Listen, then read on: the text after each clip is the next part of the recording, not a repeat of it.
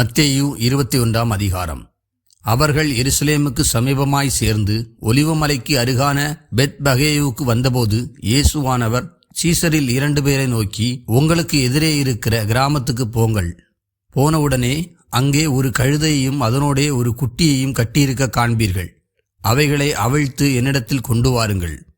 ஒருவன் உங்களுக்கு ஏதாகிலும் சொன்னால், இவைகள் ஆண்டவருக்கு வேண்டும் என்று சொல்லுங்கள். உடனே அவைகளை அனுப்பிவிடுவான் என்று சொல்லி அவர்களை அனுப்பினார். இதோ உன் ராஜா சாந்த குணமுள்ளவராய் கழுதையின் மேலும் கழுதை குட்டியாகிய மரியின் மேலும் ஏறிக்கொண்டு உன்னிடத்தில் வருகிறார் என்று சீயோன் குமாரத்திக்கு சொல்லுங்கள் என்று தீர்க்கதரிசியினால் உரைக்கப்பட்டது நிறைவேறும்படி இதெல்லாம் நடந்தது.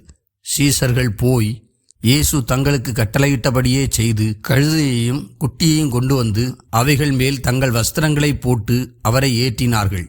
திரளான ஜனங்கள் தங்கள் வஸ்திரங்களை வழியிலே விரித்தார்கள். வேறு சிலர் மரக்கழைகளை தரித்து வழியிலே பரப்பினார்கள். முன்னடப்பாரும் பின்னடப்பாருமாகிய திரளான ஜனங்கள், தாவீதின் குமாரனுக்கு ஓசன்னா, கர்த்தரின் நாமத்தினாலே வருகிறவர் ஸ்தோத்தரிக்கப்பட்டவர், உன்னதத்திலே ஓசன்னா என்று சொல்லி ஆர்ப்பரித்தார்கள். அவர் எருசலேமுக்குள் பிரவேசிக்கையில் நகரத்தார் யாவரும் ஆச்சரியப்பட்டு இவர் யார் என்று விசாரித்தார்கள். அதற்கு ஜனங்கள், இவர் கலிலேயாவில் உள்ள நாசரேத்திலிருந்து வந்த தீர்க்கதரிசியாகிய இயேசு என்றார்கள்.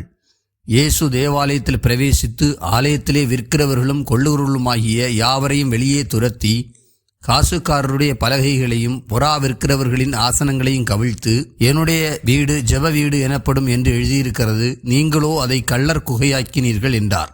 அப்பொழுது குருடரும் சப்பானிகளும் தேவாலயத்திலே அவரிடத்திற்கு வந்தார்கள். அவர்களை சொஸ்தமாக்கினார். அவர் செய்த அதிசயங்களையும் தாவீதின் குமாரனுக்கு ஓசன்னா என்று தேவாலயத்திலே ஆர்ப்பரிக்கிற பிள்ளைகளையும் பிரதான ஆசாரியரும் வேதபாரகரும் கண்டு கோபமடைந்து அவரை நோக்கி, இவர்கள் சொல்லுகிறதை கேட்கிறீரோ என்றார்கள். அதற்கு இயேசு, ஆம் கேட்கிறேன். குழந்தைகளுடைய வாயினாலும் பாலகருடைய வாயினாலும் துதி உண்டாகும்படி செய்தீர் என்பதை நீங்கள் ஒரு காலம் வாசிக்கவில்லையா என்றார். அவர்களை விட்டு நகரத்திலிருந்து புறப்பட்டு பெத்தானியாவுக்கு போய் அங்கே ராத்தங்கினார். காலையிலே அவர் நகரத்துக்கு திரும்பி வருகையில் அவருக்கு பசி உண்டாயிற்று.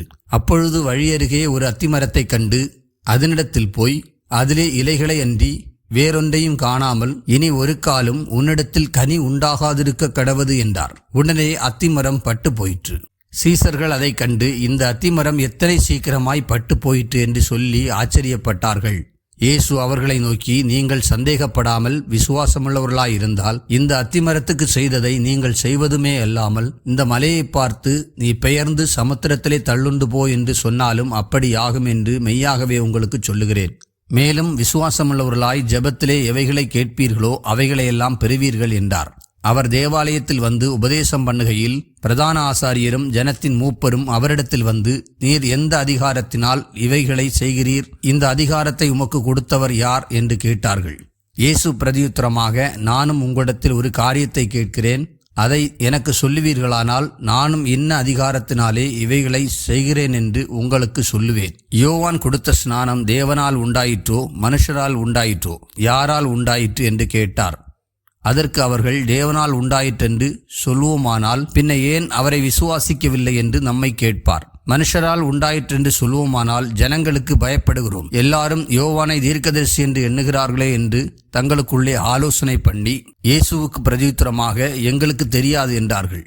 அப்பொழுது அவர், நானும் இன்ன அதிகாரத்தினால் இவைகளை செய்கிறேன் என்று உங்களுக்கு சொல்லேன் என்றார். உங்களுக்கு எப்படி தோன்றுகிறது?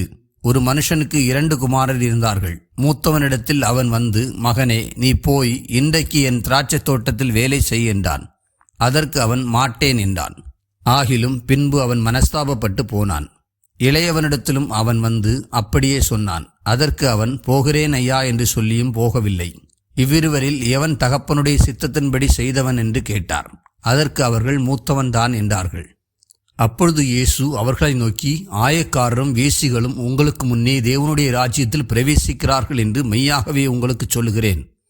ஏனென்றால் யோவான் நீதி மார்க்கமாய் உங்களிடத்தில் வந்திருந்தும் நீங்கள் அவனை விசுவாசிக்கவில்லை. ஆயக்காரரும் வேசிகளுமோ அவனை விசுவாசித்தார்கள். அதை நீங்கள் கண்டும் அவனை விசுவாசிக்கும்படியாக பின்பாகிலும் மனஸ்தாபப்படவில்லை என்றார். வேறொரு உவமையை கேளுங்கள். வீட்டு எஜமானாகிய ஒரு மனுஷன் இருந்தான். அவன் ஒரு திராட்சை தோட்டத்தை உண்டாக்கி அதை சுற்றிலும் வேலி அடைத்து அதில் ஒரு ஆலையை நாட்டி கோபுரத்தையும் கட்டி தோட்டக்காரருக்கு அதை குத்தகையாக விட்டு பிரதேசத்துக்கு போயிருந்தான். கனிகாலம் சமீபித்த போது அதன் கனிகளை வாங்கி கொண்டு வரும்படி தன் ஊழியக்காரரை தோட்டக்காரரிடத்தில் அனுப்பினான். தோட்டக்காரர் அந்த ஊழியக்காரரை பிடித்து ஒருவனை அடித்து ஒருவனை கொலை செய்து ஒருவனை கல்லெறிந்து கொண்டார்கள். பின்னும் அவன் முந்தினவர்களிலும் அதிகமான வேறே ஊழியக்காரரை அனுப்பினான். அவர்களையும் அப்படியே செய்தார்கள். கடைசியிலே அவன் என் குமாரனுக்கு அஞ்சுவார்கள் என்று சொல்லி தன் குமாரனை அவர்களிடத்தில் அனுப்பினான்.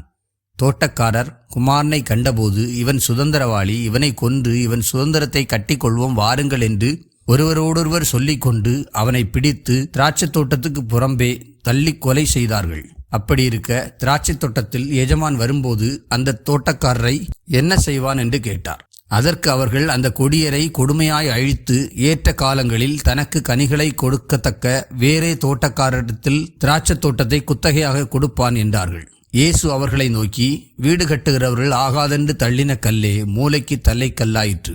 அது கர்த்தராலே ஆயிற்று. அது நம்முடைய கண்களுக்கு ஆச்சரியமாயிருக்கிறது என்று நீங்கள் வேதத்தில் ஒரு காலம் வாசிக்கவில்லையா? ஆகையால் தேவனுடைய ராஜ்யம் உங்களிடத்திலிருந்து நீக்கப்பட்டு அதற்கேற்ற கனிகளை தருகிற ஜனங்களுக்கு கொடுக்கப்படும். இந்த கல்லின் மேல் விழுகிறவன் நொறுங்கி போவான். இது எவன் மேல் விழுமோ அவனை நசுக்கி போடும் என்று நான் உங்களுக்கு சொல்லுகிறேன் என்றார். பிரதான ஆசாரியரும் பரிசேயரும் அவருடைய உவமைகளை கேட்டு தங்களை குறித்து சொல்லுகிறார் என்று அறிந்து அவரை பிடிக்க வகை தேடினார்கள். ஆகிலும் ஜனங்கள் அவரை தீர்க்கதரிசி என்று எண்ணினபடியினால் அவர்களுக்கு பயந்திருந்தார்கள்.